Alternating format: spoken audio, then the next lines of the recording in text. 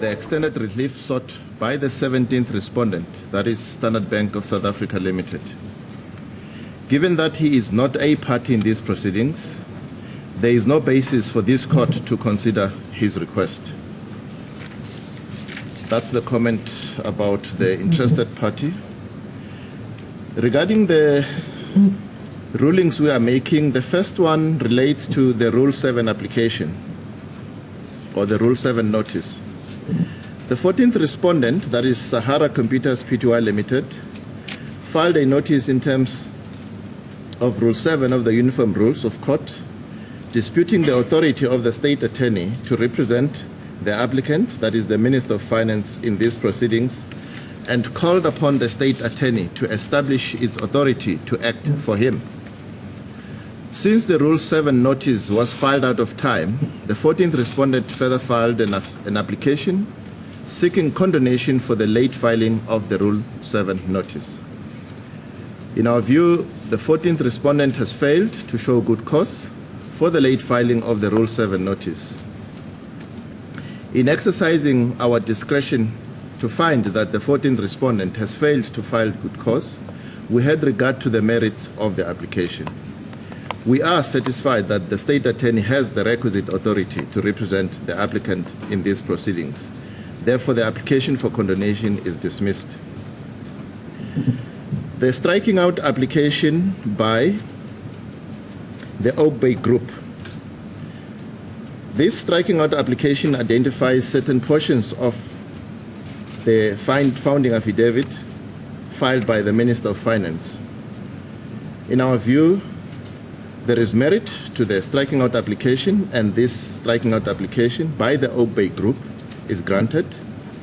The respective portions that are to be struck out are clearly identified in the application. This also relates to the second striking out application by the Oakbay Group, which is also granted. The striking out application brought by the applicant, the Minister of Finance, is also granted. The respective portions that are to be struck out are clearly identified in that application. We specifically reserve the issue of costs in all these three matters until the end of the matter, when all arguments will have been advanced and clear arguments will be heard about costs at that stage. These are our rulings. I agree. I agree. Thank you. Court will adjourn.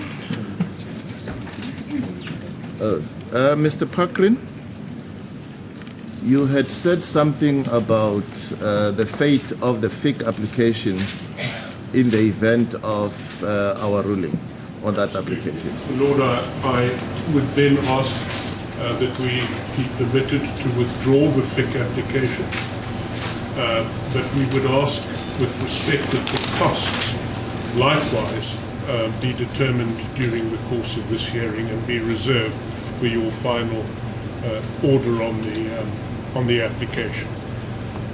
There's no problem with that request. No, that would be appropriate with respect, sir. Thank you very much. Thank you.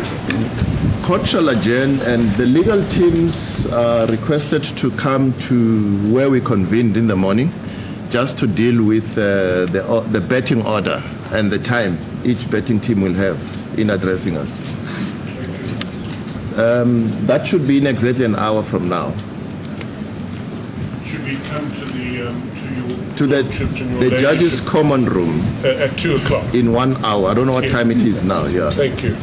And I suppose it's not too late for this court to say the parties may still try to settle this matter. Court adjourns. Not too late to say.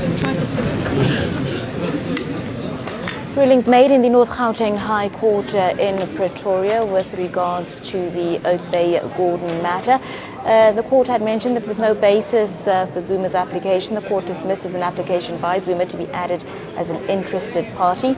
Also, the application for the striking out of the FIC certificate by Oakbay Group has been granted. Oakbay's strike out application has been granted in that regard.